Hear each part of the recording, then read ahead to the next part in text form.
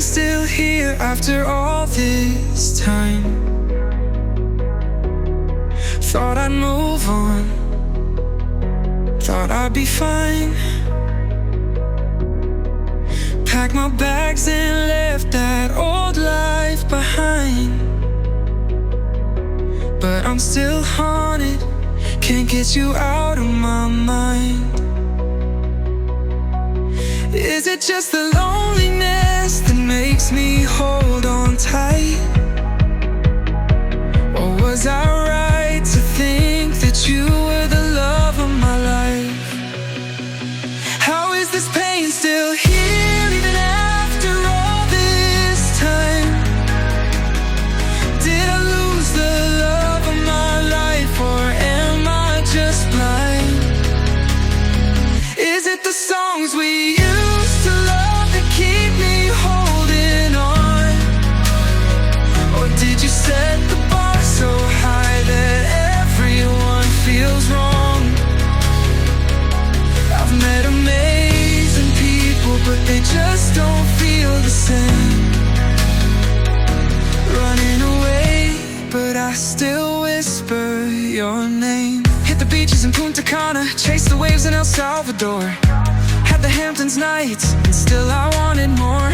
Try to lose myself in someone else's touch, but they can never love me quite. Hi guys, so I realised I haven't actually spoken much on this vlog. Basically, last week I had to do a quick little visa run. Let's just say none of it went to plan. I was probably the most stressed I've ever been in my life. Really high anxiety ridden, and I essentially left Bali without a plan, which is not ideal. And when I got to Singapore, which by the way, I love Singapore, like every time I go there, I absolutely fall in love with it all over again. Actually, let's start with the good points. So when I got picked up at Singapore airport, my Grab driver was actually so cute. We chatted like the whole journey. He gave me cafe recs. He was a coffee addict like me. And yeah, we had such a nice drive. It was like 30 minutes, I think, or maybe 40 minutes to my hostel. And when we pulled up outside my hostel, he was like, I don't like the look of this place. Like, can I stay here until I know you're okay? I was like, yeah, of course. So I went in. There was no one there to check me in. It was probably like one of the worst places I've ever stayed in my life. Like, I was actually scared to stay there. So I stayed there literally for the night. I think this was like 1 a.m. anyway. So I stayed there, and then the next day I got up, literally ran out of there so fast. Spent the whole day exploring Singapore, walked my absolute butt off, and yeah, had a pretty good time, I would say, to be honest. But I literally had no plan, so I didn't know where I was going to sleep that night. I didn't know if I was going to go straight back to Bali, and at this point, like, I hadn't had my money clear from Upwork, so I had absolutely no funds on me whatsoever to even do anything. So I ended up just spending most of my days in this little Starbucks that I found in Gardens by the Bay. And yeah, if you've been to Singapore, you'll know exactly what I'm talking about. But yeah, that was fine. Got loads of work done, which is probably the only good thing to come from this Singapore trip. And yeah, the next day was pretty much the same. I booked into another hostel, which was so much better. It was an all-girls dorm, and yeah, they were all really nice in there, so that was fine. The showers and everything, though, were absolutely grimy, like in such a bad state. So yeah, I only stayed there for one night. At this point, I was exhausted. I was extremely stressed out, and I had absolutely no idea what I was going to do. Like I said, my Upwork money wasn't clearing for like another week. And I was just so stressed out. And yeah, essentially a family member, I'll say a family member, like, these people are probably more like family to me than my actual family. She's probably one of the most supportive people I have in my life, and I feel like I just wouldn't get through some dark times without her, so I'm really grateful to have that person in my life. We banded together and found my way out of Singapore, and I booked a hostel that night because I was like, if I do anything today, I'm going to be so stressed out, like trying to find a place in Bali. Like, I can't deal with it. I just need to get some food, go to a hostel, and just chill for the evening. And then tomorrow is a new day. And that is exactly what I did. I woke up the next day and I was just like, you know what? Let's just make the best out of a really bad situation. And yeah, I walked around the gardens by the bay, which is one of my favorite places to be in Singapore. I just absolutely love it in there. And yeah, again, sat in Starbucks, so had my coffee, had something to eat, and I was just like, whatever happens, like everything is going to be okay. So basically, I usually do my e-visa through the Indonesia immigration website, but a friend of mine here uses Bali visas.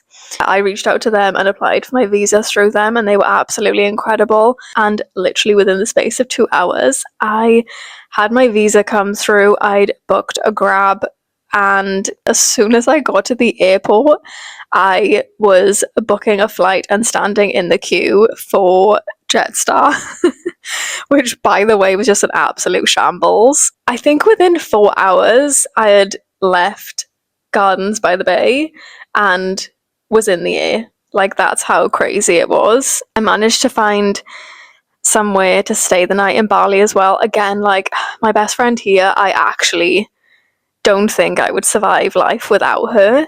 She is my emergency contact. She is the person I would call in an emergency. She is the person I would call for absolutely anything, like a business, a relationship, friendships, like whatever advice or tips I need, I go to her.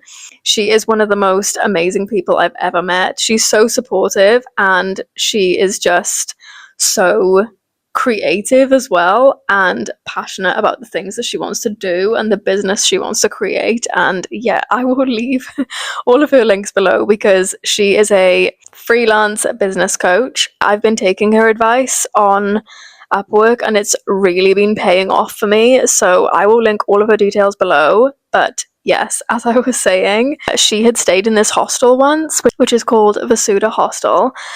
And I was like, do you know what? I'm going to stay there. I remember it being really chill and nice. And when I got there, I was like, holy hell. Like, this is a major upgrade from, okay, I'm back. I just had to check the progress of my breakfast delivery. Yeah, so I stayed at Vasuda Hostel, which is in literally bang smack in the center of Canggu. And I got there, and I mean, I am really small. I just want to preface by saying that. But the bed that I stayed in the dorm room was absolutely massive. So I spent the night there, and then the next day I was like, what am I going to do for a week? Because I couldn't check into my usual guest house until a week later. And yeah, I was like, do you know what? I'm just going to stay here for another week and just figure out my shit. By then, they moved me into a mixed dorm, which I've actually never been in before, but it was honestly fine. Like, everyone was really respectful of the space. The aircon was on full blast, which is amazing. And yeah, I just absolutely loved staying there. So I will, again, like anything I've mentioned in this video, I will put links for below. And yeah, what else? Fun story time. I went to get my nails done on Wednesday because they really, really, really needed doing. I am not usually a pink kind of girl, but my best friend who works on cruise ships, she absolutely loves the color pink. And as soon as I saw this color, I was like, I have to get it. So yeah, I got my nails done, and halfway through the nail appointment, I was like, I'm feeling lightheaded again, like I'm feeling dizzy, and for some reason, I'm not sure of why it keeps happening at the moment, but my blood sugar seems to be going from normal to completely non-existent within the space of like 20 seconds. And yeah, I go to this nail place all the time, so they do know me there. And yeah, I looked at my nail girl and I was like, I am so sorry, but I'm gonna faint. Like, it's gonna happen. I can feel it coming on. And it was the same feeling I had at the parade that I fainted at recently. So she was like, oh my goodness, like, let's lie down. She lay me down, they got me a bottle of water and blasted the aircon on me. And yeah, I just lay there for like 30 minutes and I was kind of okay. And then at the end, they are literally the sweetest people ever. I will always say this about the Balinese. They will always be willing to help you. After getting my nails done, I was like kind of okay. So I was like, right, I'm going to run across the road to Circle K, get some Bacardi, which is essentially electrolytes, get some chocolate, and then find a way home. And yeah, that's exactly what I did. I got myself a Mars bar, which aren't called Mars bars out here. They're called like Zap or something, but they taste exactly the same as a Mars bar. I did that, sat down for a bit, and I was kind of okay. And then I had to get on the back of a bike, and I was stuck on the Canggu shortcut for like 20 minutes.